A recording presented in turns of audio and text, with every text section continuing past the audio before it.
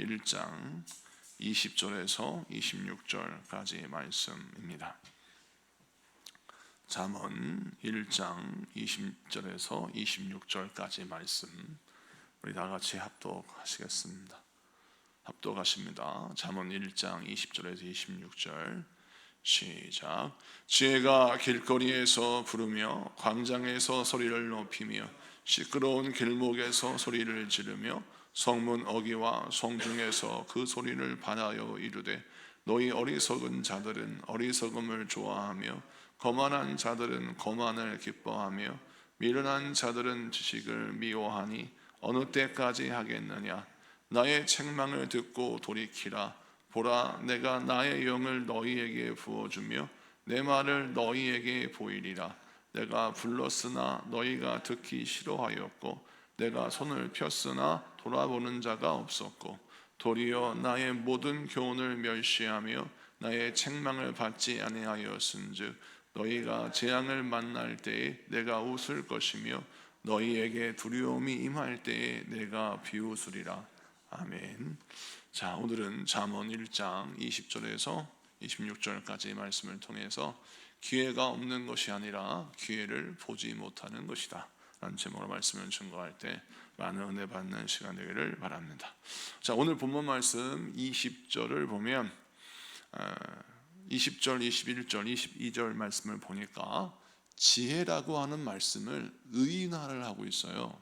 그래서 지혜가 길거리에서 부르고 또 지혜가 광장에서 소리를 치고 또 지혜가 시끄러운 골목에서 또 길목에서 소리를 지른다라고 말씀하고 있습니다. 여러분, 왜 말씀을 통하여 얻는 지혜를 의인화하여서 이렇게 표현했을까요? 그 이유는 오늘 본문에 하나님께서 말씀을 통해서 주시는 지혜는 내가 골목에 살아도 광장에 살아도 성문 어귀에 살아도 어떤 상황, 어떤 환경에 구애받지 않고 적용할 수 있는 하나님의 지혜의 말씀이 나에게 선포되고 들려진다는 것입니다. 그래서 말씀을 못 들어서 내가 이 문제를 해결하지 못했고 말씀을 몰라서 내가 죄를 범하였습니다 핑계댈 수가 없다라는 것이죠. 이 말씀 속에서는 또 어떤 메시지가 담겨 있냐면 우리 하나님은 길가에 사는 사람이나 광장에 사는 사람이나 성문 어귀에 사는 사람이나 그 사람의 배경, 그 사람의 학력, 그 사람의 처지와 상황 하나님이 차별하지 아니하시고 모든 사람에게 공평하게 하나님의 은혜와 지혜를 허락하신다는 겁니다. 그래서 그들로 하여금 그 상황과 환경 속에서 하나님의 말씀을 통하여 일어서고 승리할 수 있는 은혜를 주신다는 것이죠. 그래서 오늘 이 말씀을 통하여 우리 하나님이 우리에게 주시는 분명한 메시지 무엇이냐? 기회가 없는 것이 아니라 기회가 있는 것이고 또 기회를 보지 못하는 것이다. 이유는 무엇이냐? 우리가 우리의 사정에 갇히고 내 환경에 눈이 멀면 하나님의 말씀을 들어도 듣지 못합니다. 다시 말해서 하나님이 나에게 나의 인생의 상황과 환경을 극복할 수 있는 말씀을 주시는데 내 눈에 보이는 것은 하나님의 말씀이 보이는 것이 아니라 인생의 나의 사정만 보이고 힘들거리는 상황과 환경만 보이는 거예요. 그러면 눈이 멀고 귀가 닫혀요. 그래서 아무리 나에게 살 길을 제시하고 나에게 지혜가 말씀이 들려준다 할지라도 그 말씀을 귓등으로 듣고 눈을 감고 보는 것입니다. 여러분, 아무리 우리에게 지혜의 말씀을 주신들 우리가 말씀을 듣지 않고 또 우리가 보지 않으면 그 지혜의 말씀은 우리에게 능력이 될 수가 없는 것입니다. 그래서 우리는 항상 주의할 것이 내 상황과 환경에 내가 갇히지 않도록 내 상황과 환경에 내 눈과 귀가 막히지 않도록 나를 다듬어야 합니다. 나를 붙잡아야 하고 나를 잘 점검해야 합니다. 지금 나의 귀가 열리고 있는지 지금 나의 눈이 열리고 있는지를 잘 살펴서 하나님의 말씀을 통하여 우리의 모든 영적 감각이 열리고 하나님의 말씀을 통해서 나에게 허락하신 생명의 기회, 영적인 기회를 받아 누리는 여러분 되시기를 축복합니다. 자, 그 다음에 잠언 1장 23절 말씀을 좀 보겠습니다. 잠언 1장 23절 다 같이 우리 합독합니다. 시작. 나의 책망을 듣고 돌이키라. 보라, 내가 나의 영을 너희에게 부어주며 내 말을 너희에게 보이리라. 아멘. 오늘 잠언 1장 23절 말씀 보니까 나의 책망을 듣고 돌이키라 라고 했죠. 이 나의 책망은 우리에게 허락하시는 책망의 말씀, 훈계의 말씀을 말하고 있습니다.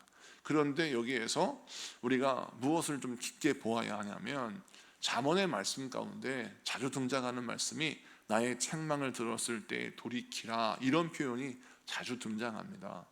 왜 이런 표현을 자주 쓰냐면, 우리 하나님께서 우리에게 말씀을 주실 때 그 말씀을 꿀송이처럼 달고 오묘하고 신비한 말씀처럼 들려야 하는데, 때로는 우리가 받는 사람의 입장에서 상처와 아픔이 되기도 하고 또 수치와 책망이 되기도 합니다.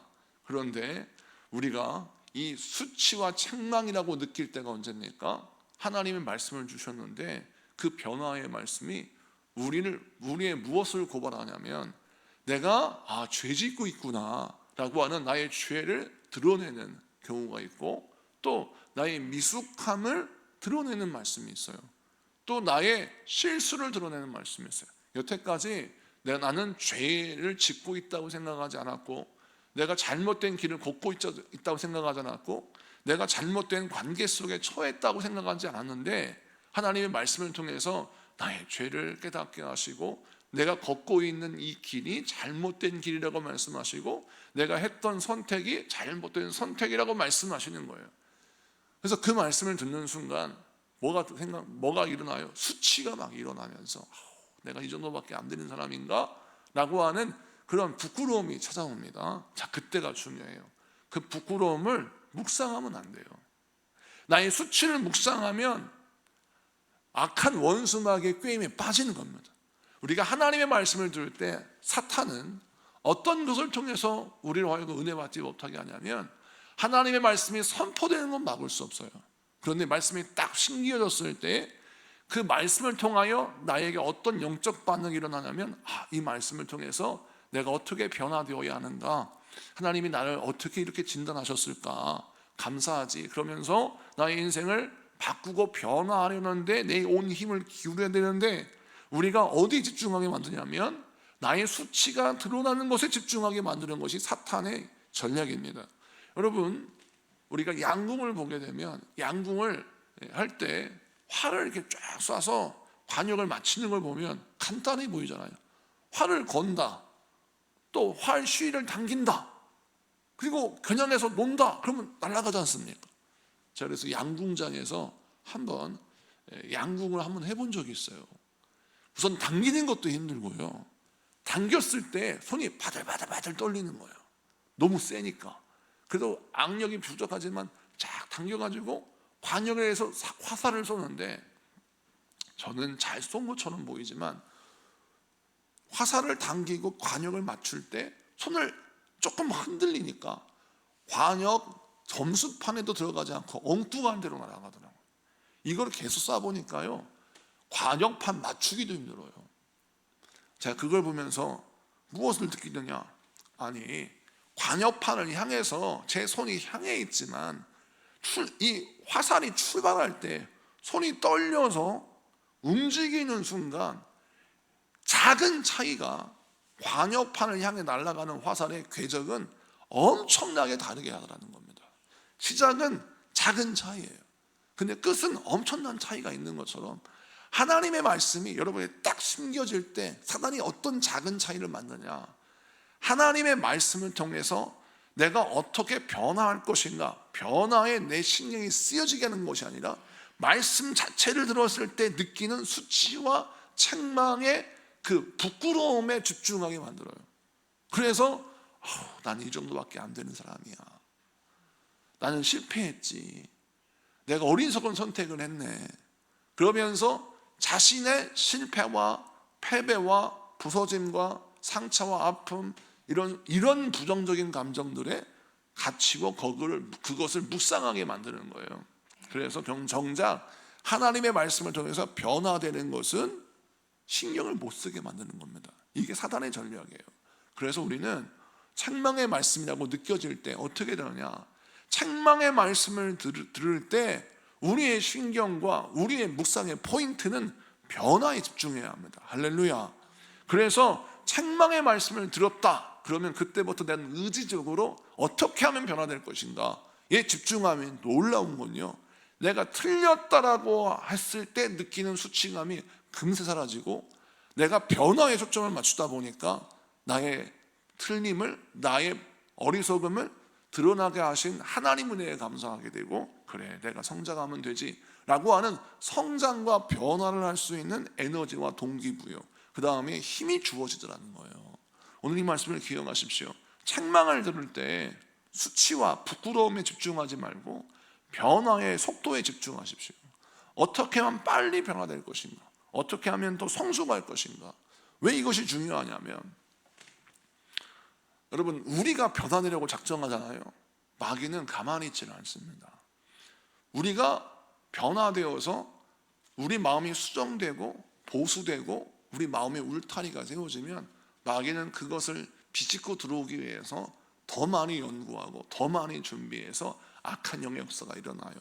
우리 성도님들 200일 성령통독 간증을 제가 간접적으로 또 직접 들었다 보면 참 희한한 건, 하나님의 말씀을 좀 읽어야지 라고 하는 순간 꼭 집안에 어려움이 생긴대요. 그리고 예배 드릴 때 내가 이번에는 새벽 예배를 좀 작정해야 되겠다. 그래서 새벽 예배를 작정하고, 또 내가 이번에는 수요 예배, 주중 예배인 수요 예배, 금요 성령 집회 작정해서 드려야 되겠다. 하여튼 이런 마음을 먹으면 어김없이 몸이 아프거나 문제가 생기거나, 하여튼 이게 마귀 역사구나 라고 느끼는 그런 사건들이 막 일어난다는 거예요. 왜 그럴까요? 악한 원수마귀가 제일 무서워하는 건 여러분의 금무화가 아닙니다. 여러분 가지고 있는 능력도 아니에요. 제일 두려워하는 것은 여러분이 하나님께 붙들리는 거예요. 하나님께 붙들려서 기도한다, 이걸 제일 싫어하고, 하나님 말씀을 붙들고 인생을 살아가려고 한다, 이걸 제일 무서워해요. 그래서 이걸 회방하려고 여러분의 초점을 흐리는 겁니다. 여러분에게 일어나는 모든 환난과 고난과 고통과 시험은 어디에 초점을 맞춰져 있냐면, 여러분이 하나님의 말씀을 듣고 변화되지 못하는 데 초점을 맞춰져 있어요. 그러므로 이걸 우리가 어떻게 이용하느냐, 이 마귀가 내가 변화되고 성숙하는 것을 싫어하고 두려워하는구나. 그래서 말씀이 들어오자마자, 말씀이 내 안에 들어오기만 하면, 말씀을 듣기만 하면 바로 바꾸는 거예요. 변화를 시작하는 겁니다. 그리고 변화할 때 이게 늦으면 안 돼요. 우리가 건축할 때도 공기가 너무 질질 끌려가면 철근도 녹슬고 여러 가지로 힘들고 어렵지 않습니까? 적당한 온전한 공기가 있는 거예요. 공사를 할 때도. 우리 영혼도 마찬가지입니다. 우리 영혼이 성숙할 때도 변화의 속도가 있어야 되는 거예요. 빨리빨리 변화되고 또 빨리빨리 바꿔야 여러분 마귀의 속도를 따라올 수가 있는 것입니다. 이것을 붙들고 여러분 책망의 말씀을 들었을 때 변화의 초점을 가지고 변화할 수 있는, 성장할 수 있는 여러분 되시기를 축복합니다. 그 다음에 말씀을 보겠습니다. 24절부터 26절 우리 같이 한번 읽어볼까요? 24절, 25절, 26절 시작. 내가 불렀으나 너희는 듣기 싫어하였고 내가 손을 폈으나 돌아보는 자가 없었고 도리어 나의 모든 교훈을 멸시하며 나의 책망을 받지 아니하였은즉 너희가 재앙을 만날 때에 내가 웃을 것이며 너희에게 두려움이 임할 때에 내가 비웃으리라. 아멘. 이게 무슨 뜻이냐, 우리 하나님이 여기서 또 지혜의 말씀이 의인화가 됐어요. 말씀이 우리를 불렀다는 거예요. 또 말씀이 우리에게 들렸다는 것입니다. 그런데 우리가 그것을 듣지 못하고 멸시하고 조롱하고 그 말씀을 떠났다는 것입니다. 그런데 여러분 하나님께서 지혜의 말씀을 우리에게 주실 때 노골적으로 나 하나님 믿기 싫어요, 나 하나님 말씀 듣기 싫어요, 성경 같은 건 나에게 필요 없어요, 이렇게 대놓고 하나님을 멸시하고 조롱하며 하나님 말씀 떠난 그런 강신적인 성도가 몇 명이나 되겠습니까? 사실은 우리 모두는 이렇게 새벽 예배 나와서 기도하시고 신앙생활을 열심히 하시는 분들은 이렇게 하나님의 말씀을 대적하지 않습니다. 그런데 왜 하나님은 이렇게 말씀하실까요? 여러분 이스라엘 백성들이 하나님의 백성이라는 타이틀을 갖고 있었습니다. 그리고 모세를 통하여 하나님 말씀을 광야에서 들었어요. 그 말씀을 듣고 또 하늘에서 내리는 만나를 먹었고, 우리 하나님이 일으키시는 구름 기둥과 불 기둥을 광야에서 목격하고 살았습니다. 하나님의 은혜가 아니면 살 수 없는 광야의 삶을 40년을 살았어요. 그런데 왜 그들이 하나님을 멸시하고 원망하고 불평하고, 또 왜 하나님의 말씀을 듣고도 순종하지 않고 잘못된 길을 걸어갔어요? 하나님이 아무리 하늘에서 만나를 내려주시고 구름 기둥과 불 기둥으로 그 인생을 인도해 주셔도 하나님에게 관심이 없으면 불 기둥, 구름 기둥 다 소용없고 하늘에 내리는 만나도 다 소용없어요. 하나님의 마음을 모르는 거예요.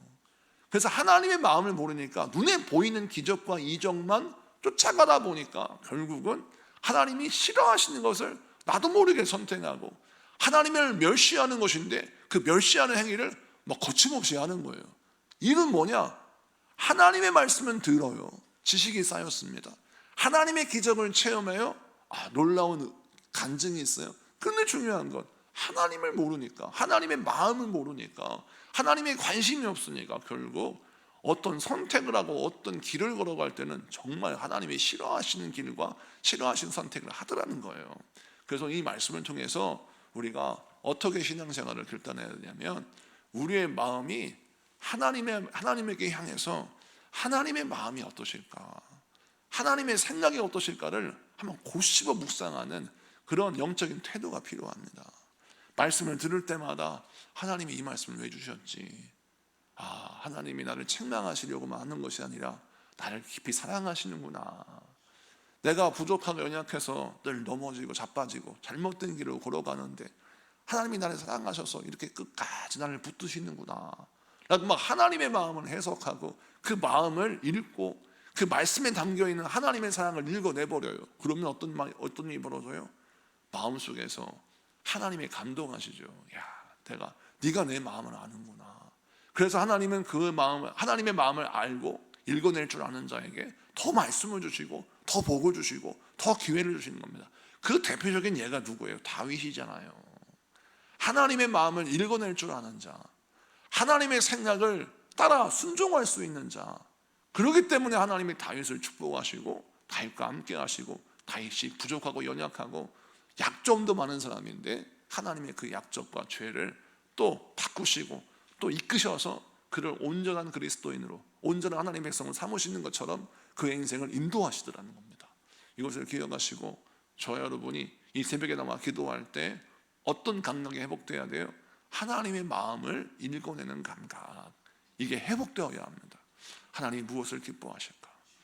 하나님께서 무엇을 원하실까? 이것을 다 읽어낼 때에 여러분 인생까지 놀라운 복이 임할 줄로 믿습니다. 말씀을 마치고 정리합니다. 우리는 늘 이렇게 얘기합니다. 세상 불공평해. 나는 왜 이렇게 지리도 복이 없을까? 다른 사람들은 태어날 때부터 부모 잘 만나고, 다른 사람은 어떻게 남편도 잘 만나고 아내도 잘 만나고 자식을 낳았는데 그렇게 고민도 없이 고통도 없이 그렇게 자식을 키우는 것 같을까? 이런 생각하는데, 여러분 이것이 인간의 착각입니다. 하나님은 우리 모두에게 복된 기회를 주십니다. 지금도 하나님 우리를 살릴 수 있는 기회를 주시고 우리에게 또 다른 은혜, 또 다른 즐거움과 기쁨을 누릴 수 있는 기회를 주세요. 이것이 하나님의 은혜입니다. 그래서 우리는 평생토록 무엇을 선포해야 되느냐? 하나님의 은혜는 공평하다. 지금도 하나님은 나에게 살 길을 열어주시고, 지금도 하나님은 나에게 놀라운 은혜의 만남을 허락하시고 놀랍게 하나님이 역사하신다라고 믿고 선포하고 기도해 보십시오. 여러분, 보이지 않던 기회가 보입니다. 보이지 않는 살 길이 보이는 거예요. 오늘 이 말씀 붙들고 여러분 인생에 하나님이 허락하신 살 길을 향하여, 그 복된 길을 향하여 나아가고 기도하시는 여러분 되시기를 축복합니다. 우리 공동기도문 같이 선포하며 기도하도록 하겠습니다. 자, 공동기도문 같이 기도합니다. 시작. 주님, 오늘도 저희에게 지혜의 말씀을 들려주시니 감사합니다. 저희의 눈을 열어주셔서 하나님이 주신 기회를 보게 하시고 귀를 열어주셔서 주의 말씀의 지혜를 듣게 하소서. 책망의 말씀을 들었을 때에는 즉시 돌이키고 주저함 없이 순종하는 담대한 믿음을 주옵소서. 하나님의 관심이 머무는 곳에 저희의 마음을 머물게 하시고 주의 말씀을 가장 귀한 보물로 여기게 하소서. 오늘도 주의 지혜를 따라 생명의 길을 걷게 하소서. 예수님의 이름으로 기도드립니다.